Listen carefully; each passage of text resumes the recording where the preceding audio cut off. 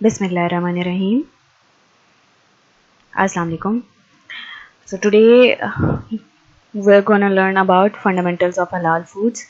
It's a content introduction lecture.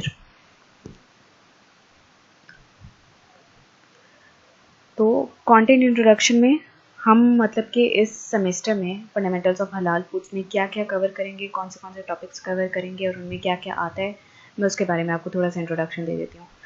Introduction हमेशा बेहतर होता है ताकि आपको पता हो कि आपने सेमेस्टर में पढ़ना क्या है और क्या क्या कंटेंट पढ़ना है और कितना कितना आपका कवर हो जाएगा.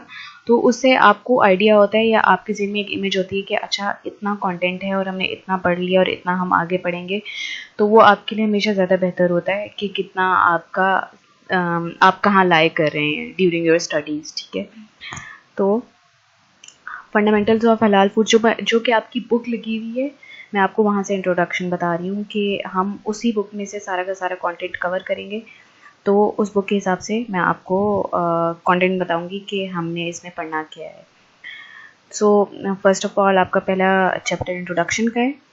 उसमें हम पढ़ेंगे डिवाइन लॉज. डिवाइन लॉज आप पढ़ेंगे कुरान मजीद के हिसाब से कि कुरान मजीद में क्या लॉज हैं इन अकॉर्डेंस विद कि हम क्या खा सकते हैं और क्या नहीं खा सकते. ठीक है, फिर नेक्स्ट टॉपिक है आपका परमिटेड एंड प्रोहिबिटेड फूड्स. इनके बारे में बताया जाएगा कि कौन से फूड्स आपको परमिटेड हैं, कौन से आपके प्रोहिबिटेड है. परमिटेड मतलब कौन से फूड्स आपको अलाउ हैं खाना, और प्रोहिबिटेड मतलब कौन से फूड्स आपको खाना अलाउ नहीं है, मतलब कि हराम है. ठीक है, फिर कुछ लॉज हैं प्रिपेयर्ड एंड प्रोसेस्ड फूड्स के बारे में. फिर प्रोसेस्ड फूड्स आपके वो हो जाएंगे जो कि आपको मार्केट में मिल रहे हैं, जो कि पहले से तैयार शुदा हैं.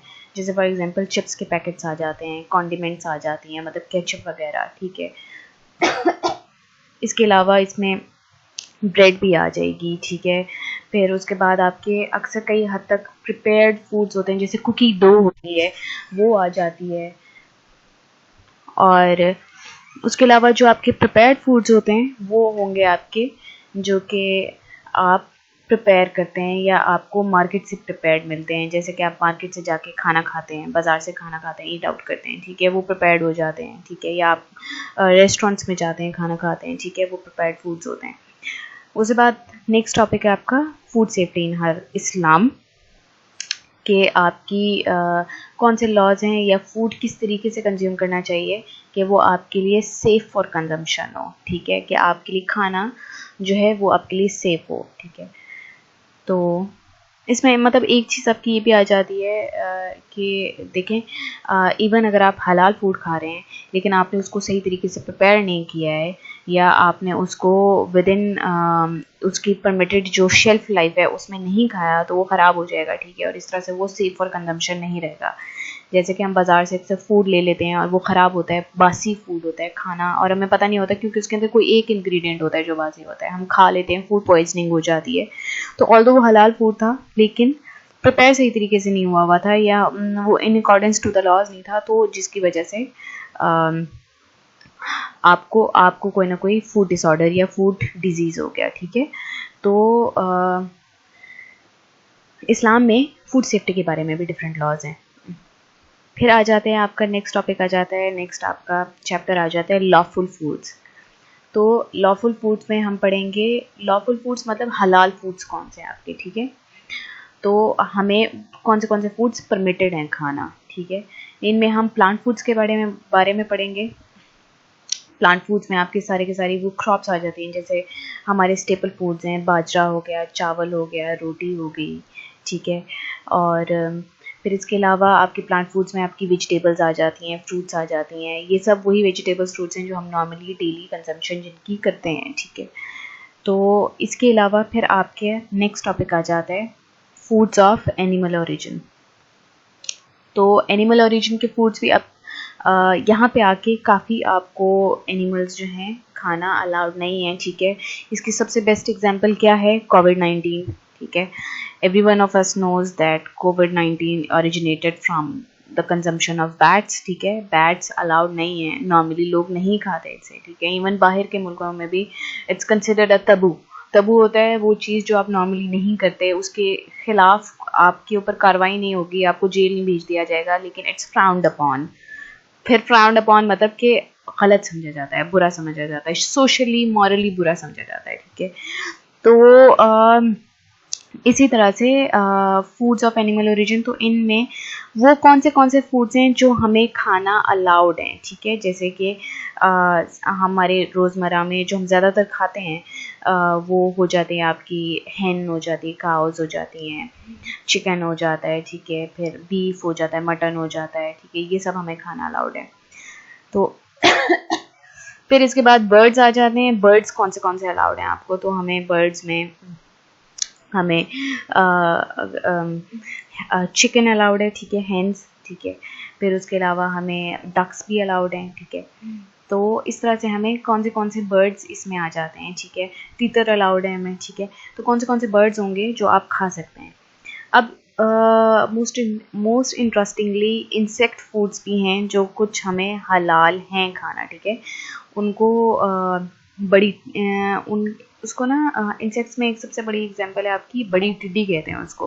अब आप उसको वो वाली टिड्डी ना समझ लीजिएगा जो घर में छोटी छोटी ब्राउन कलर की होती हैं। They are bigger in size और उनके डिफरेंट नेम्स हैं।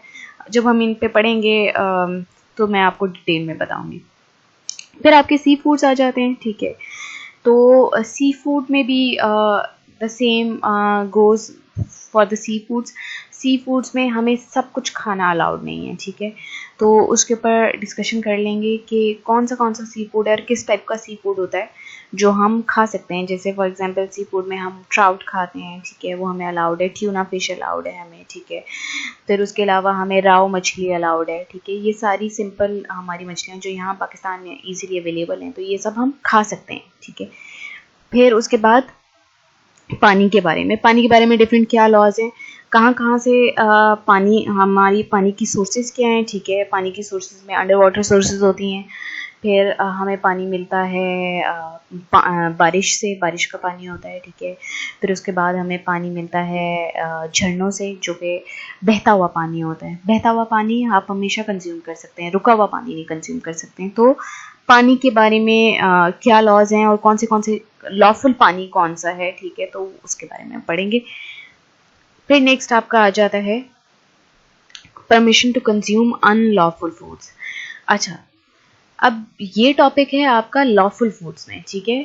तो कब आप हराम खाना खा सकते हैं, कुछ स्पेसिफिक सिचुएशंस होते हैं जिनमें आपको हराम भी अलाउड हो जाता है, ठीक है। तो वो कौन सी स्पेसिफिक सिचुएशंस हैं उनके बारे में हम डिटेल में पढ़ेंगे। हमने जनरली बीइंग मुस्लिम्स हमें जनरल चीज़ें पता हैं, ठीक है। लेकिन by discussing it in detail fundamentals of halal foods, and as a nutritionist it's very important कि आपको पता हो कि पाकिस्तान में या इस्लाम के हिसाब से क्या अलाउड है। हम इस्लामिक कंट्री में रहते हैं, ठीक है। हमारे पास बहुत सारे पेशेंट्स इस तरह से आएंगे जो हो सकता है कि मुसलमान हो, ठीक है, लेकिन आउट ऑफ द रीजन्स आ रहे हों, ठीक है, लेकिन दे वांट टू ईट हलाल फूड्स, ठीक है। या फिर ये कि बहुत सारे आपके पेशेंट्स इस तरह से हो सकते हैं जो मुसलमान हैं, जो पाकिस्तानी है, ठीक है। हर किसी का कल्चर डिफरेंट होता है, ठीक है। हमें कुछ चीज़ों की आदत होती है जो हम नॉर्मली खा रहे होते हैं। उसके अलावा कुछ ऐसी चीज़ें होती हैं जो कि हम नॉर्मली नहीं खाते, यहाँ पे कल्चर में हमारे नहीं है, लेकिन स्टिल दे आर हलाल। तो आपके लिए जानना ज़रूरी है कि कौन सी चीज़ें हलाल हैं जो कि पाकिस्तान में अवेलेबल नहीं है, ताकि आप, अगर आपका patient out of the country है और किसी ऐसी जगह पे हैं जहाँ पे उनको सही तरह से नहीं पता, but they want to follow Islam and to follow nutrition, तो आपके लिए बेटर होगा कि आपको इन सब के बारे में डिटेल में पता हो, ठीक है। तो back to the topic, permission to consume unlawful foods. इनमें डिफरेंट एक सिचुएशन आप अच्छी तरह से जानते हैं, इसके अलावा और भी कई सिचुएशंस हैं जिनमें आप डिटेल में पढ़ेंगे कि फॉर एग्जांपल अगर आप किसी स्ट्रैंडेड जगह पे हैं, if you are stranded on an island, मतलब आप किसी जजीरे पे हैं, ठीक है, और वहाँ पे कोई नहीं है आपके पास और आप मरने की हालत में भूख से मर रहे हैं और वहाँ पे कोई भी हलाल फूड नहीं है, ठीक है, लॉफुल फूड नहीं है, ठीक है। तो आप इतना खा सकते हैं हराम फूड लेकिन पका के, ठीक है। अब उसमें भी फिर डिफरेंट कंडीशंस आ जाती हैं, विल डिस्कस इट लेटर। लेकिन आप इतना खा सकते हैं, सम बाइटफुल्स, सम माउथफुल्स, ठीक है, कि आप मरे नहीं, ठीक है। तो इस तरह से डिफरेंट कौन सी वो सिचुएशंस आ जाती हैं या अनलॉफुल फूड्स कब परमिसेबल हो जाते हैं हमें, हम उनके बारे में पढ़ेंगे। फिर लॉफुल फूड्स में ही आपका टॉपिक आता है ओवर ईटिंग, ठीक है। ओवर ईटिंग, अब आपका ओवर ईटिंग जो है उसमें आप ये पढ़ते हैं कि हमें इस्लाम में खाना पेट से ज़्यादा, अपनी भूख से ज़्यादा खाना अलाउड नहीं है। इट्स फ्राउंड अपॉन, ये नहीं कह सकते कि हमारे लिए हराम है, लेकिन बुरा समझा जाता है, ठीक है। अल्लाह ताला ने इसको पसंद नहीं किया, ठीक है। कि जितना आपको, इसको कहते हैं ग्लूटनी। ग्लूटनी आप अगर इसके बारे में पढ़ेंगे तो बाकी रिलीजन्स हैं उनमें भी ग्लूटनी जो है एक सिन है। वन ऑफ द क्रिश्चियनिटी के हिसाब से अगर देख लें तो gluttony is one of the major 7 sins, ठीक है। मेजर 7 सिंस हैं क्रिश्चियनिटी के हिसाब से, जो कि अलाउड नहीं है, और वही सारे 7 सिंस इस्लाम के में भी अलाउड नहीं है, ठीक है। तो उनमें से एक आता है gluttony. Gluttony is over eating. Over eating एक सिन समझा जाता है कुछ रिलीजन्स में, ठीक है। तो हमारे रिलीजन में भी ऑल्दो हम इसको हराम नहीं कहेंगे, लेकिन इट्स कंसिडर्ड सिंफुल कि आप उतना खाएं जितनी आपकी भूख है। तो और बाकी आपको न्यूट्रिशन अच्छी तरह से पहले भी पढ़ा चुकी हुई है कि ओवर ईटिंग के कितने ज़्यादा नुकसानात हैं। ओबेसिटी हो जाती है, कोरोनरी हार्ट डिजीज़ का ख़तरा है, डायबिटीज़ का ख़तरा है, बाकी आपके मेटाबॉलिक डिसऑर्डर्स का खतरा होता है, तो मोर्टेलिटी रेट आपका कम हो जाता है। तो ओवर ईटिंग इतनी सारी अनहेल्थफुल डाइटरी हैबिट्स और अनहेल्थफुल आपकी बॉडी स्टेटस से लिंक्ड है। तो दैट्स वाई इसके बारे में भी हम पढ़ेंगे कि क्या लॉज हैं हमारे इस्लाम में। नेक्स्ट आ जाता है आपका अनलॉफुल फूड्स। अनलॉफुल फूड्स में आप क्या आ जाते हैं, इंटॉक्सिकेशन फ्रॉम प्लांट सोर्सेज। अच्छा, इंटॉक्सिकेंट्स बनाना, ठीक है। अब आपको इसमें हम डिटेल में पढ़ेंगे, मैं आपको थोड़ा आप कह लें इमेज बता रही हूँ कि इंटॉक्सिकेशन प्लांट सोर्सेज क्या है। कि इसमें आपकी ये सारी चीज़ें आ जाती हैं जो ड्रग्स होते हैं आपकी, ठीक है। हम इनमें आ जाएगी आपकी कोकेन आ जाती है, हीरोइन आ जाती है, ठीक है। उसके अलावा आपकी भांग आ जाती है, ठीक है। और उसके अलावा आपकी फिर ये चीज़ें जो हैं ये प्लांट्स से आपको मिल रही हैं, ठीक है। ये डिफरेंट आपके प्लांट कंपोनेंट्स होते हैं, वहाँ से डिराइव की जाती हैं। स्पेसिफिकली आपकी जो भांग है, ठीक है, इस तरह से ये सब आपकी वहीं से बनती हैं, ठीक है। फिर आपकी आ जाती हैं इंटॉक्सिकेंट्स फ्रॉम प्लांट सोर्सेज में आ जाती हैं आपकी ये सब जो आपकी अल्कोहल होती है। अल्कोहल भी आपकी ज़्यादातर प्लांट सोर्सेज से बनती है और डिफरेंट तरीक़ों से बनती है। ग्रेप्स से बनती है, डिफरेंट फ्रूट जूसेस से बनती है, इवन हमारी माल्ट से बनती है, राइस से अल्कोहल बनती है, बार्ले से अल्कोहल बनती है। तो जितने भी इंटॉक्सिकेंट्स होते हैं they are not allowed, although वो प्लांट सोर्सेज हमें अलाउड है, मतलब हम खा सकते हैं। हम खशखाश खा सकते हैं, खशखाश हम खा सकते हैं, लेकिन खशखाश का जो फूल होता है वो इंटॉक्सिकेंट होता है, हम वो नहीं खा सकते हैं, ठीक है। फिर इसी तरह से हम ग्रेप्स खा सकते हैं, लेकिन अगर ग्रेप्स का जूस फर्मेंट कर लेंगे तो हम वो नहीं खा सकते, इट्स अल्कोहल, ठीक है। तो मतलब ऑल द प्लांट सोर्सेज हमें अलाउड हैं।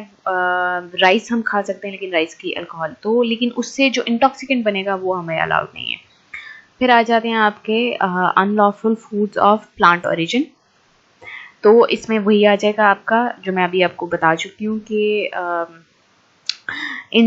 इंटॉक्सिकेंट्स आ जाते हैं और ड्रग्स आ जाते हैं, सबके सब। फिर आ जाते हैं unlawful foods of animal origin, ठीक है। ये आपके जो हराम फूड्स होंगे आपके, ठीक है, हराम खाने आपके जौन से हैं वो आ जाते हैं इसमें। और जैसे कि सबसे बड़ी एग्जांपल आपकी पिग है, ठीक है। और अगर कोविड-19 की एग्जांपल दूँ तो फिर ऑब्वियसली बैट है, ठीक है। फिर उसके अलावा स्नेक्स हैं, ठीक है, इस तरह की चीज़ें हैं। तो ये हम डिटेल में पढ़ेंगे कि कौन से एनिमल ओरिजिन के फूड्स हैं जो हम नहीं खा सकते। और इसमें एक और चीज़ भी आ जाती है, unlawful foods of plant origin में आपके आ जाएंगे कई टाइप के फंगसेस हैं, वो प्लांट ओरिजिन के हैं लेकिन हम नहीं खा सकते। फिर फंजाई होता है, हम वो नहीं खा सकते। कई टाइप के मशरूम्स हैं, हम नहीं खा सकते, दे आर नॉट अलाउड। और फिर उसके अलावा हम प्लांट बार्क्स नहीं खा सकते, ठीक है, दे आर नॉट अलाउड। तो इस तरह से उनके बारे में डिफरेंट क्या स्पेसिफिकेशन है या क्या बताया गया हुआ है वो हम डिटेल में पढ़ेंगे। अच्छा, इसमें एक और भी चीज़ भी आ जाती है फिर कि ये पढ़ के आपको अच्छी तरह से अंदाज़ा हो जाएगा, क्योंकि साइंस ने प्रूव किया हुआ है कि जो चीज़ें हमें इस्लाम में हराम है उसके बारे में साइंस ने भी बताया हुआ है कि how they are harmful to our body. तो इसीलिए वो हमारे लिए हराम है। नेक्स्ट आपका आ जाता है स्टनिंग इन इस्लामिक पर्सपेक्टिव। तो स्टनिंग क्या है? स्टनिंग है कि अगर आप ले लें, हलाल ले लें, एनिमल फूड ले लें, जैसे फॉर एग्जांपल बीफ है, ठीक है, तो उसमें अगर काऊ को आप स्लॉटर करने का एक तरीका है, ठीक है, और एक स्पेसिफिक तरीका है, अगर उस तरीके से स्लॉटर की जाएगी एनिमल तो वो हमारे लिए हलाल है, लेकिन अगर हम वो तरीका फॉलो नहीं करेंगे तो वो हमारे लिए हराम है। तो स्टनिंग क्या होता है, ये बाहर के मुल्कों में होता है कि वो अक्सर क्या करते हैं, जो स्लॉटर हाउसेस होते हैं वहाँ से जो एनिमल होता है, फॉर एग्जांपल हमारे लिए ऑल्दो हराम है काउ मीट, हराम सॉरी हलाल है काउ मीट या हैन मीट, ठीक है, लेकिन इसमें फिर आ जाता है कि वो क्या करते हैं, बाहर की कंट्रीज़ में इलेक्ट्रिक शॉक देते हैं, ठीक है, तो इलेक्ट्रिक शॉक से जो मरा हुआ एनिमल होगा वो हमारे लिए हराम हो जाएगा। हमारे लिए बहुत ज़्यादा ज़रूरी है, हमारे लिए हलाल वो होगा एनिमल जिसका गला काटा जाएगा और खून बहाया जाएगा। अगर ये नहीं होता, अगर किसी भी और तरीके से मरता है, इसके अलावा किसी चोट से मर जाता है एनिमल, तो वो आपके लिए हराम है। फॉर एग्ज़ाम्पल अगर सर पे चोट लगी है और द एनिमल एक्सपायर्ड, तो हम उसको नहीं खा सकते, हम उसको कंज्यूम नहीं कर सकते, ठीक है। तो स्टनिंग इन इस्लामिक पर्सपेक्टिव के इस्लामिक स्लॉटर का तरीका क्या है, फिर डेड एनिमल्स हम नहीं खा सकते, ऑल दो हलाल एनिमल है लेकिन वो मर गया है, ठीक है, वो हमारे प्रॉपर स्लॉटर तरीके से हमने उसको स्लॉटर नहीं किया बट इट डाइड, किसी इलनेस की वजह से हो सकता है या किसी चोट की वजह से हो सकता है, हम उसको भी नहीं खा सकते।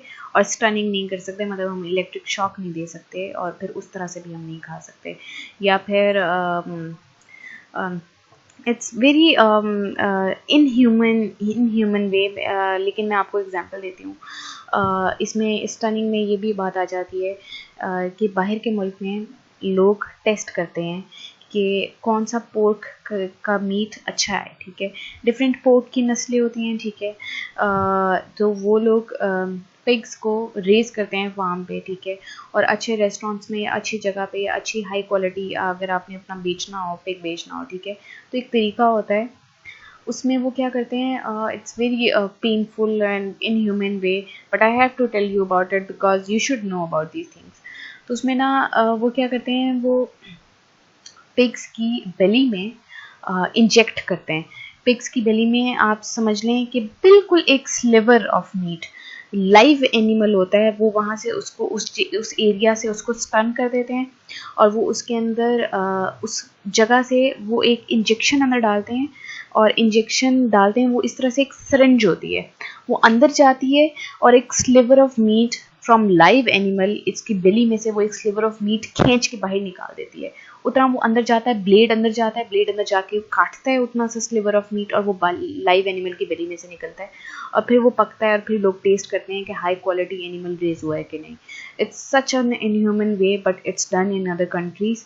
तो वो यही है कि ऑल्दो एनिमल लाइव था लेकिन you stunned it from certain part, और जिंदा एनिमल में से आपने गोश्त का टुकड़ा निकाल लिया और पका लिया, तो ये तरीका सही नहीं है, चाहे वो आप पोर्क पे करें या चाहे वो हैन पे करें या चाहे वो बीफ पे करें, it's not human, it's not in human way. तो इसके बारे में हम डिटेल में पढ़ेंगे। नेक्स्ट आपका आ जाता है animal rights and welfare in Islam. तो इस्लाम के हिसाब से एनिमल वेलफेयर क्या है, हम इसके बारे में पढ़ेंगे। Rewards and punishment for treating of animals, ठीक है। अगर आप सही तरीके से एनिमल्स को ट्रीट नहीं करते तो वो भी गुनाह समझा जाता है, ठीक है। और उसका गुनाह क्या है और उस गुनाह की वजह से आपको क्या पनिशमेंट मिलेगी, ठीक है, इसके बारे में डिफरेंट लॉज हैं और different punishments and rewards state किए गए हैं, ठीक है। Kindness to animals during slaughter, इसमें आ जाता है कि आपने एनिमल का ख्याल रखा है कि नहीं रखा है, ठीक है। वो प्यासा ना हो, ठीक है। बहुत चीज़ कंसिडर की जाती है कि स्लॉटर करने से पहले आप उसको पानी पिला दें, ठीक है। और इसी तरह से उसको डराया ना गया हो, ठीक है। तो इस तरह की चीज़ें आपने देखनी होती हैं। हम इंसान हैं और हम we have to prove that हम इंसान हैं, और हम इंसान क्यों हैं। इफ़ वी आर हम एनिमल्स नहीं हैं, ठीक है। एनिमल्स नॉर्मली आप चाहें जंगलों में तो वो किस तरह से अपना प्रे हंट करते हैं। We are not the hunters like the animals, ठीक है। इंसान है तो हमने इंसान प्रूव भी करना है कि वाई वी आर ह्यूमंस। तो तो इट्स वेरी इंपॉर्टेंट कि we show kindness to the animals that are being slaughtered, और वो उसका तरीका क्या है ये बताया जाएगा। Cutting apart from live animal, ये मैं आपको बता चुकी हूँ अभी कि लाइव एनिमल एक ज़िंदा इंसान है और हम ज़िंदा मुर्गी, हम ये होता था, ये हिस्ट्री में हो चुका हुआ है और इस्लाम आने से पहले भी ये होता रहता था कि लोग क्या करते थे कि लोग ज़िंदा जो बकरियां होती थी उनका ज़िंदा होती थी और वो उनके में से थोड़ा सा पार्ट निकाल लेते थे और पका लेते थे। तो it's very wrong, you can do that. और फिर नेक्स्ट आ जाता है स्लॉटरिंग ऑफ लैक्टेटिंग एनिमल्स, दूध देने वाली जितनी भी मदर एनिमल्स हैं, ठीक है, गोट्स हैं, काउज हैं, ठीक है। तो उनके बारे में क्या लॉज हैं और उनको किस तरह से स्लॉटर करना चाहिए नहीं करना चाहिए इसके बारे में आप पढ़ेंगे। नेक्स्ट आपका आ जाता है हलाल एंड ह्यूमेन स्लॉटर। हलाल एंड ह्यूमेन स्लॉटर में मैं यही हम भी यही पढ़ेंगे जो मैं आपको पहले भी बता चुकी हूँ कि कौन से एनिमल्स आप सिलेक्ट करते हैं, ठीक है। ऑल्दो वो हलाल हैं लेकिन हलाल में भी कौन से एनिमल्स आप सिलेक्ट करेंगे, मतलब बेबीज़ नहीं होने चाहिए, ठीक है, छोटे नहीं होने चाहिए बिल्कुल वो। इट्स बेटर कि आप यंग एनिमल के बजाय या किड जो है उसके बजाय आप एडल्ट एनिमल को स्लॉटर के लिए चूज़ करें, ठीक है। Please pre slaughtering treatment of animals, तो इसमें आपका आ जाता है कि क्या आप ट्रीटमेंट करें, वही बात कि आपने किस तरीके से उसको रखा है और आपका क्या ट्रीटमेंट होना चाहिए उससे पहले। फीडिंग द एनिमल्स, तो भूखा तो नहीं है एनिमल, ये ना हो कि बिल्कुल भूख से मर रहा हो और आपने बिल्कुल उसका ध्यान नहीं रखा, 2-3 दिन का भूखा और आपने फिर स्लॉटर किया हो, ठीक है। स्लॉटरिंग प्रोसीजर क्या होना चाहिए, और ब्लीडिंग ज़रूरी है। जो आपका एनिमल है उसको आपने देखा होगा कुर्बानी में भी, तो हमेशा जो स्लॉटर्ड एनिमल होता है उसको आप लटका देते हैं, ठीक है, ताकि सारा का सारा खून के अंदर सारी बीमारियां होती हैं, ठीक है। खून हमारे लिए हलाल नहीं है, हराम है। खून हम नहीं पी सकते किसी भी एनिमल का, तो खून सारा का सारा ड्रेन आउट हो जाए ताकि सारी बीमारियां निकल जाएं, फिर आप उसको कंज्यूम कर सकते हैं। नेक्स्ट आपका आ जाता है फूड एडिटिव्स। तो फूड एडिटिव्स क्या होते हैं। फूड एडिटिव्स होते हैं खाने में कोई चीज़ ऐड करना, ठीक है। अब वो बेनिफिशियल भी हो सकती है और ज़्यादातर केसेस में बेनिफिशियल नहीं होती, ठीक है। जैसे फॉर एग्जांपल आप इसमें, अच्छा मैं आपको हेडिंग्स के हिसाब से बताती हूँ। तो फूड एडिटिव्स की सोर्सेज क्या हैं, एडिटिव्स आप डालते हैं कहाँ से हैं, ठीक है। फूड एडिटिव्स हो सकते हैं जैसे फॉर एग्जांपल हम कलर डालते हैं खाने में, ठीक है। तो जेली के लिए कलर डाल रहे हैं हम तो इट्स फाइन, ठीक है। लेकिन अगर हम लाल मिर्चें बाज़ार में बेच रहे हैं और हम उसके अंदर लाल रंग डाल देते हैं तो वो इट्स नॉट फाइन, ठीक है। तो कंटेमिनेंट्स, अब अक्सर ऐसा होता है कि जो फूड एडिटिव्स होते हैं जो कि आपको अलाउड होते हैं, ठीक है, इनमें आपके आ जाएंगे कलरिंग आ जाती है, ठीक है।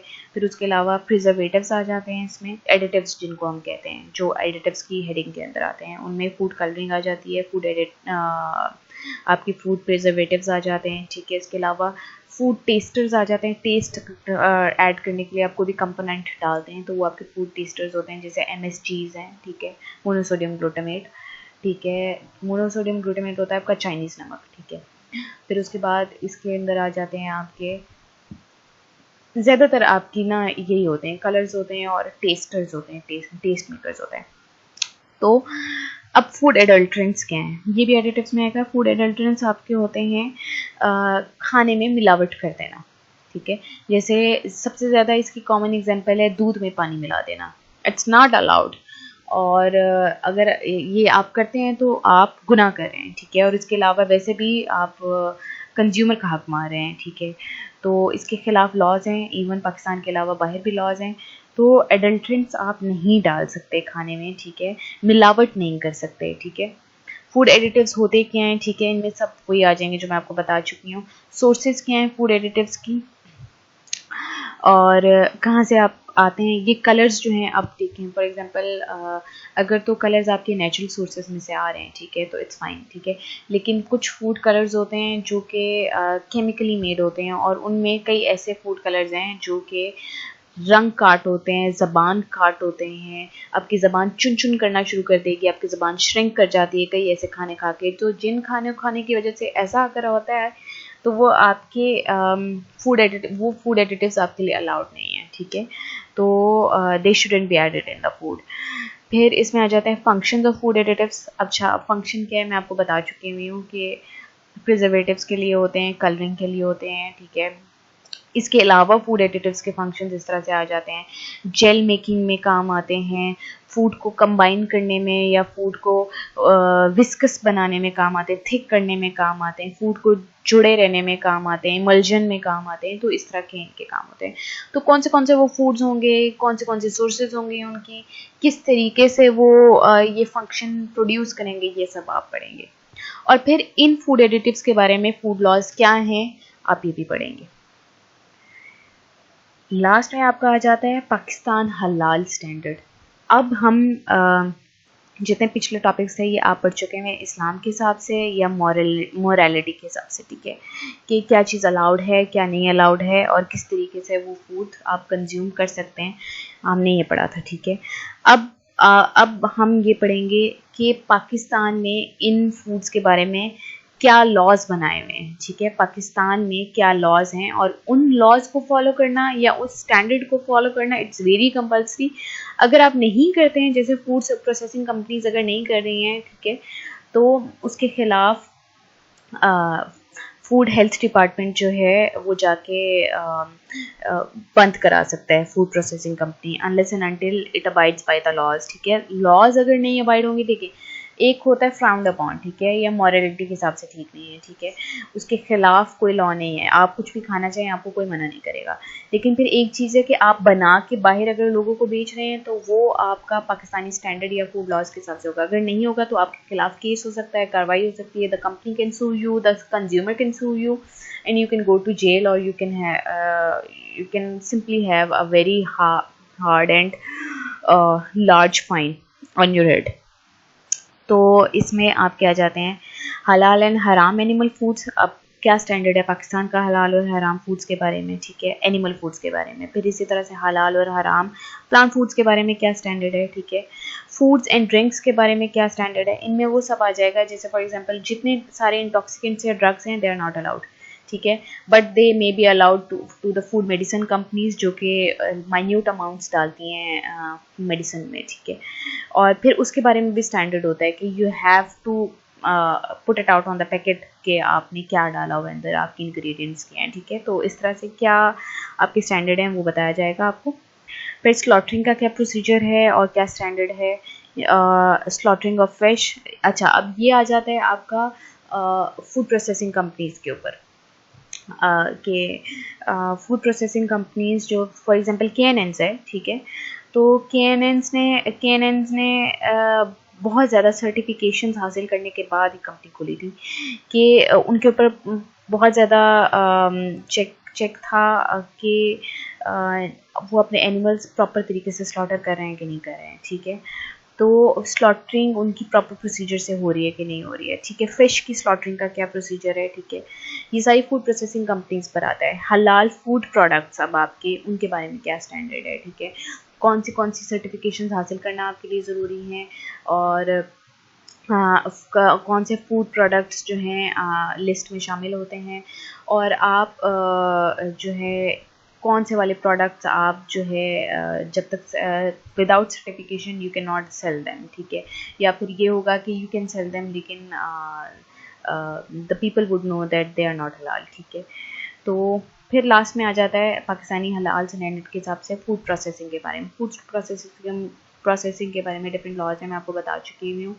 इनमें आ जाता है फूड कंपनीज कोई डिग्रेडेड फूड तो नहीं यूज़ कर रही हैं, कोई डेड फूड नहीं यूज़ कर रही हैं, डेड एनिमल नहीं यूज़ कर रही हैं, या फिर कोई ख़राब खाना या बहुत ज़्यादा बासी हुआ खाना या जिसमें फंगस या बैक्टीरिया पैदा हो चुका हो वो खाना यूज़ तो नहीं कर रहे हैं। तो उसके क्या स्टैंडर्ड्स हैं हम उसके बारे में पढ़ेंगे, ठीक है। ये आपका आ जाएगा लास्ट। इसमें आपको हैसप प्लान के बारे में मैं थोड़ा सा बताऊंगी, जब हम पढ़ेंगे तो तब मैं आपको इसके बारे में बताऊंगी। नेक्स्ट आपका आ जाता है डॉक्यूमेंटेशन रिक्वायरमेंट्स।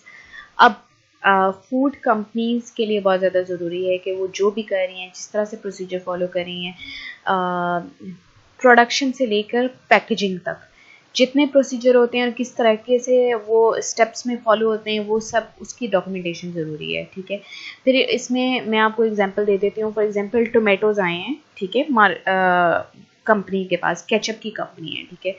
तो आपके लिए ये डॉक्यूमेंटेशन करना ज़रूरी है कि किस दिन नया फ्रेश टोमेटोज़ का डिलीवरी ट्रक आपके पास आया था, और आपने उसको कितनी देर फ्रिज में रखा, कितने दिन फ्रिज में रखा, और फिर आपने जब उसको प्रोसेस किया तो कितने घंटों में वो प्रोसेस होकर केचप बना, ठीक है।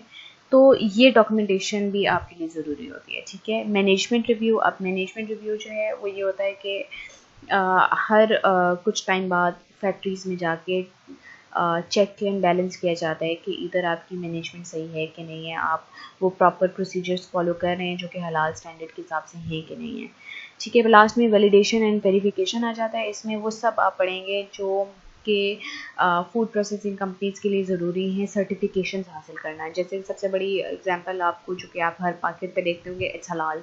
हलाल की वो रेड कलर का एक स्टैम्प होती है, वो लगी होती है।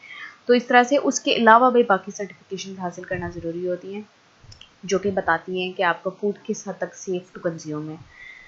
फिर आपका आ जाता है आइडेंटिफिकेशन एंड ट्रेसेबिलिटी, ठीक है। अब आइडेंटिफिकेशन ट्रेसेबिलिटी में मैं आपको एक एग्जांपल दे देती हूँ। आप कोई भी फूड पैकेट ले लें, आप इवन कैंडी ले लें, ठीक है। तो कैंडी को अगर आप टर्न करेंगे तो एक साइड पे उसका एड्रेस लिखा होगा कि वो किस फैक्ट्री से प्रोड्यूस होके आई है, ठीक है। फॉर एग्जांपल अगर कोका कोला ले लेते हैं तो कोका कोला डिफरेंट फैक्ट्रीज़ में प्रोड्यूस हो रही है। लाहौर में 3 फैक्ट्रीज़ हैं, मुल्तान में भी एक फैक्ट्री है, ठीक है। इसी तरह से अब डिफरेंट जगहों पे कोका कोला की फैक्ट्रीज़ हैं, ठीक है, और वो वहाँ पे प्रोड्यूस होती हैं। तो जो आपके पास कोका कोला की बॉटल आई है, आप इजीली ट्रेस कर सकते हैं कि वो कौन सी फैक्ट्री से आई है और कौन सा डिस्पैच नंबर था उसका, ठीक है। तो इजीली आप कोई भी फूड प्रोडक्ट ट्रेस कर सकते हैं कि कौन सी फैक्ट्री से और उसके कौन से डिस्पैच से या किस दिन प्रोड्यूस हुआ था, ठीक है। फिर आपका आ जाता है प्रेजेंटेशन फॉर द मार्केट। अच्छा, इसमें आपका आ जाएगा कि आप अपना फूड किस तरीके से मार्केट करते हैं, ठीक है, कमर्शलाइजेशन किस तरीके से करते हैं उसकी। और लास्ट में आपके आ जाते हैं पैकेजिंग एंड लेबलिंग लॉज, ठीक है, कि फूड को पैकेज किस तरीके से किया गया है और लेबलिंग किस तरीके से की गई है। बहुत ज़्यादा ज़रूरी है लेबलिंग करना। मैंने आपको लेबलिंग में पहले भी थोड़ा बहुत बताया था। लेबलिंग जो है ज़रूरी होती है, उसमें बताना ज़रूरी होता है कि शुगर कितनी यूज़ हुई है, कार्बोहाइड्रेट्स कितने यूज़ हुए हैं, फैट्स कितने यूज़ हुए हैं, ठीक है, और कितना परसेंटेज यूज़ हुआ है। तो ये सब जो है लेबलिंग में बताना ज़रूरी होता है कि आपके फूड में क्या क्या प्रेजेंट है, ठीक है। तो ये आपका यहाँ तक आपका हो जाता है सारा का सारा कंटेंट। आप इस सेमेस्टर में ये सब पढ़ेंगे, ठीक है। It's very easy, simple laws हैं और काफ़ी इंटरेस्टिंग है पढ़ने में, और काफ़ी आसान है। तो आप इसको इंटरेस्ट से पढ़ेंगे तो ये आपके लिए काफ़ी इंटरेस्टिंग होगा। अच्छा, अब मैं आपको थोड़ा सा बता देती हूँ कि आप ये जो मेजर लॉज हैं वो क्या हैं हलाल फूड के बारे में, ठीक है। तो उसमें आ जाता है no carrion meat that has died of illness और any cause other than slaughter is not permitted in halal food. Furthermore, the slaughter itself must conform to the certain standards. तो नो कैरी ऑन मतलब dead meet आप नहीं खा सकते, या वो meet जो कैरी ऑन मतलब कुछ कैरी नहीं करता, इलनेस कैरी नहीं करती, ठीक है, वो मीट कि जो कि किसी इलनेस की वजह से मरा हो, ठीक है, कोई भी बीमार एनिमल आप नहीं खा सकते, चाहे वो हलाल हो आपके लिए, ठीक है, क्योंकि उसके अंदर वो बीमारी होती है और वो बीमारी आपको भी लगने का खतरा हो सकता है। नेक्स्ट है आपका no blood. Meat must be completely drained of blood and must not contain blood from any other source, ठीक है। मैं आपको बता चुकी हूँ ब्लड हम नहीं पी सकते, ठीक है, हम ब्लड कंज्यूम नहीं कर सकते किसी भी एनिमल का किसी भी केस में। तो आपका मीट प्रॉपरली ड्रेन आउट हो जाना चाहिए ऑफ ऑल द ब्लड और फिर आप उसको कंज्यूम करेंगे। No swine. स्वाइन आपका पिग प्रोडक्ट्स होते हैं। All products derived from pigs are expressly forbidden in halal food. तो आपका कोई भी ये फॉरबिड किया जाता है आपको, आप पोर्क किसी कंडीशन में नहीं खा सकते। पोर्क, स्वाइन, पिग्स तीनों एक ही बात है, ठीक है। तो आप स्वाइन, पोर्क या पिग आप कुछ भी नहीं ले सकते, ठीक है। No alcohol. Halal food must be completely untouched by alcohol. तो ये आपके बेसिक्स हैं, ठीक है। उसके बाद ये लॉज मल्टीप्लाई हो जाते हैं और आगे फर्दर, लेकिन जो बेसिक चीज़ है वो हमारी ये है हलाल की, कि कोई एनिमल इलनेस से ना मरा हो, कोई ब्लड नहीं लेना आपने, आप ब्लड नहीं ले सकते, आप पोर्क नहीं खा सकते और आप अल्कोहल नहीं ले सकते, किसी भी टाइप के अल्कोहल नहीं ले सकते। अच्छा, हमने ये प्रोहिबिशंस लगाई क्यों, इनकी वजह क्या है, मैं आपको थोड़ा सा इसके बारे में बता देती हूँ। बेसिक्स फॉर प्रोहिबिशंस, तो इसमें आ जाता है सबसे पहला पॉइंट है carrion and dead animals are unfit for human consumption because the decaying process leads to the formation of chemicals which are harmful to humans, ठीक है। तो डेड एनिमल्स और कैरियन जिनमें जो इलनेस की वजह से मर गए हों, वो इसलिए कंज्यूम करना आपके लिए अनफिट है क्योंकि उसके अंदर अगर तो वो कैरियन की वजह से हैं या डेड एनिमल है, दोनों में ये होता है कि डिकेइंग प्रोसेस स्टार्ट हो जाता है, ठीक है, हार्मफुल केमिकल्स बनना शुरू हो जाते हैं। पर इसका मतलब ये है कि इफ़ एन एनिमल डाइड, या इसमें आपका आ जाएगा कि आप देखें कि आपको रास्ते में कोई एनिमल मिला है एंड इट्स डेड, और हो सकता है वो 2-3 दिन का डेड हो, ठीक है, आपको नहीं पता इलनेस की वजह से मरा है, आपको नहीं पता चोट की वजह से मरा है, ठीक है, और ऑब्वियसली वो स्लॉटर नहीं हुआ होगा, तो अगर आप उसको खाएंगे तो अंदर खून भी होता है, ठीक है, और बहुत कुछ होता है, वो सब कुछ ड्रेन आउट भी नहीं हुआ होता, तो उसमें बॉडी के अंदर ही हार्मफुल एंजाइम्स, हार्मफुल केमिकल्स बनना शुरू हो जाते हैं and they are unfit for human consumption. आप खाएंगे तो आप बीमार हो जाएंगे वो खा के।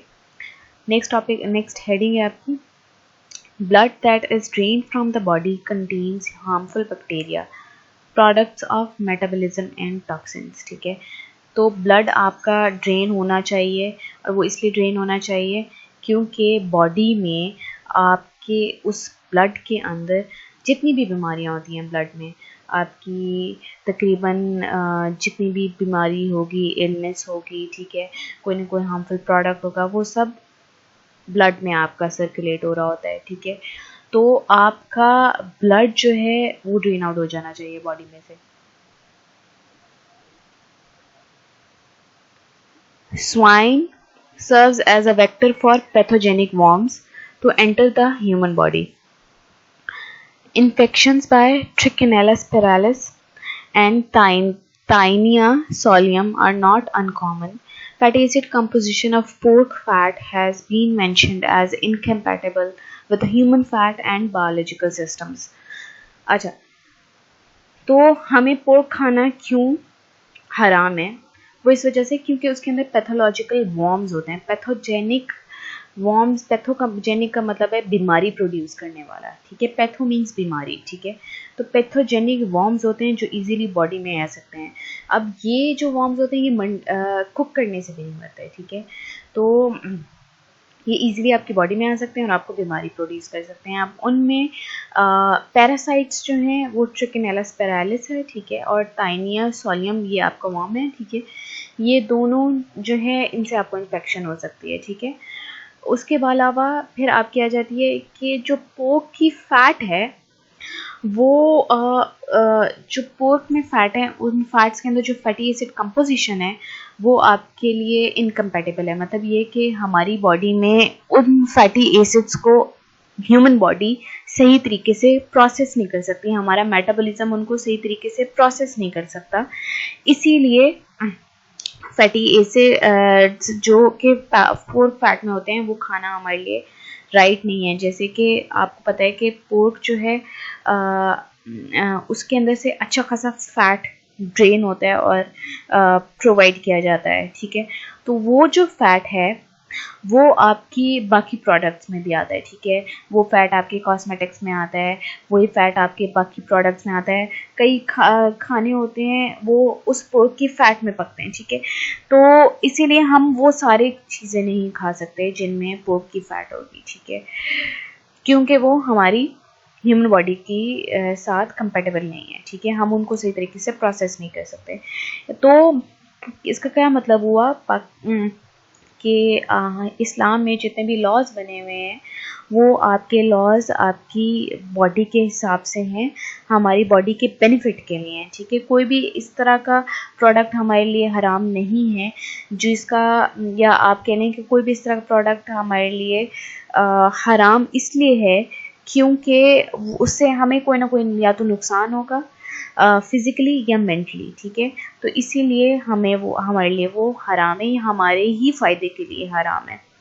नेक्स्ट आ जाता है इंटॉक्सिकेंट्स के बारे में। Intoxicants are considered harmful for the nervous system, affecting the senses and human judgment. In many cases they lead to social and family problems and even loss of lives, ठीक है। अच्छा, क्या होता है, इंटॉक्सिकेंट्स जो हैं सीधा जाके डायरेक्टली हमारे ब्रेन पे, हमारे नर्वस सिस्टम पे एक्ट करते हैं, ठीक है। वाइल यू आर ड्रंक, अगर आप कोई भी अल्कोहल ले रहे हैं तो आप उससे ड्रंक हो जा रहे हैं, ठीक है। तो जब आप ड्रंक होते हैं तो you can not think properly, you can not act properly, और उससे क्या होता है कि अगर आप नशेई हो जाएं या आप अल्कोहलिक हो जाएं, आपको पता है बाहर के मुल्कों में आप देखिए बहुत सारी फैमिलीज इस वजह से टूट गई, बहुत सारे लोगों को सोशल ट्रॉमा है, ठीक है। किस वजह से? क्योंकि वो बताते हैं कि my dad was abusive, my dad was alcoholic, ठीक है। तो बच्चे वो अब्यूज़ फिर करते हैं, ठीक है। जो शराबी लोग होते हैं वो अक्सर, क्योंकि they can not think properly, तो वो अक्सर वायलेंस पे चले जाते हैं, या they can not think properly, गलत डिसीजंस लेते हैं, ठीक है। तो इंटॉक्सिकेंट्स इसीलिए आपके लिए हराम है क्योंकि उनसे आपकी सोशल लाइफ डिस्टर्ब होती है, आपकी फैमिली लाइफ डिस्टर्ब होती है, और उसके अलावा you can commit great crimes. लोग अक्सर ऐसे होते हैं जो बताते हैं कि हम ड्रंक थे, हमें बिल्कुल नहीं पता था कि हमने क्या किया और हमने किसी को कत्ल कर दिया, ठीक है। बहुत सारे लोग, आप अगर रेशो देखें तो बहुत बड़ी रेशो है बाहर के मुल्कों में, जो इवन हमारे मुल्क में भी होगी। जो लोग मर्डरर्स हैं, अगर आप उनकी रेशो देखें तो उनमें जो लोग जेल में हैं वो बताएंगे कि हम ड्रंक थे, हमें पता नहीं था, and we killed someone, I killed my wife, I killed my kids, I didn't know, ठीक है। तो इस तरह से भी होता है, तो इसीलिए आपके लिए इंटॉक्सिकेंट्स हराम है। अच्छा, इसमें फिर एक चीज़ आ जाती है प्रॉपर स्लॉटरिंग, ठीक है। प्रॉपर स्लॉटरिंग जो है उसमें मैं आपको वैसे बता चुकी हुई हूँ, but let me describe a bit about it, कि एनिमल्स जो कि हलाल स्पीशीज़ के होते हैं, जैसे कि कैटल है, लैम्ब है, ठीक है, इनकी प्रॉपर स्लॉटरिंग होनी चाहिए, ठीक है। और उनकी स्लॉटर करने के लिए the animal must be slaughtered by Muslim of proper age, मुसलमान होना चाहिए उसको, और उसकी प्रॉपर एज, जो बच्चा नहीं हो, ठीक है, तो वो आप स्लॉटर कर सकता है, ठीक है। फिर the name of God must be pronounced at the time of slaughter, अल्लाह अकबर कह के, अल्लाह का नाम लेके फिर आपने स्लॉटर करना है animal. The slaughter must be done by cutting the throat of the animal in a manner that induces rapid, complete bleeding and results in the quickest death. अब मैं आपको एक बात बता दूँ, एक बहुत बड़ी डिबेट चली थी जिसमें लोग कहते थे कि मुसलमान इनह्यूमेन है, इनके मॉरल्स अच्छे नहीं हैं क्योंकि ये एनिमल को काटते हैं, इनका गला काटते हैं, उसमें खून निकलता है, इट्स ब्लडी, इट्स मेसी, और हम जो है हम ह्यूमन हैं क्योंकि हम सीधा शॉक देते हैं और एनिमल फ़ौरन मर जाता है। लेकिन फिर बाद में जो इन्फॉर्म्ड स्कॉलर्स थे दे डिबेटेड अबाउट इट कि जब आप एनिमल को थ्रॉट पे सीधे जो आपकी थ्रॉट में आपकी एक नर्व, सबसे बड़ी नर्वस नर्व होती है, वो जब आप थ्रॉट पे छुरी मारते हैं तो वो नर्व कट जाती है। जैसे वो नर्व कटती है तो फॉरन within like a second आपको पेन फील नहीं होता, इवन अगर आपके भी जान जा रही है लेकिन आपको पेन फील नहीं होगा उससे, ठीक है। तो वो नर्व कट जाती है और उसके बाद क्योंकि वो सीधा लाइफ नर्व कटी है तो यू डाई इंस्टेंटली, ठीक है। और जब आप करते हैं स्टन करते हैं या इलेक्ट्रोक्यूट करते हैं एनिमल को, तो उसमें क्या होता है, एनिमल इवन इट डाइड लेकिन उसका नर्वस सिस्टम, उसका ब्रेन जिंदा होता है फॉर 24 आवर्स। तो सोचें वो एनिमल 24 आवर्स के लिए इन पेन होता है, ठीक है, इट डिडंट डाई प्रॉपर्ली। तो इसीलिए आपको रैपिड क्विकेस्ट डेथ यही है कि आप थ्रोट के ऊपर छुरी लगाएं, और वो छुरी भी शार्पेस्ट होनी चाहिए ताकि एनिमल को पेन फील नहीं हो। Certain other conditions should be observed. These include considerate treatment of the animal, giving it water to prevent thirst and using a sharp knife. ठीक है, ये सारी कंडीशंस हो जाती हैं ह्यूमेन कंडीशंस के आपने प्रॉपर तरीके से ख्याल रखा हुआ एनिमल का और फिर आप उसको स्लॉटर करें। तो ये था आपका आज का सब्जेक्ट। मैंने आपको प्रॉपर इंट्रोडक्शन दे दी है और आगे से हम इसी के ऊपर बारी बारी कंटेंट, यही कंटेंट होंगे और इन्हीं के ऊपर हम बारी बारी कंटेंट हम कवर करते जाएंगे। इस सब्जेक्ट के बारे में या इससे रिलेटेड कंटेंट के बारे में अगर आपको कोई मसला है तो you can ask me directly, you can ask me all the questions. Thank you for your attention. अल्लाह हाफ़िज़।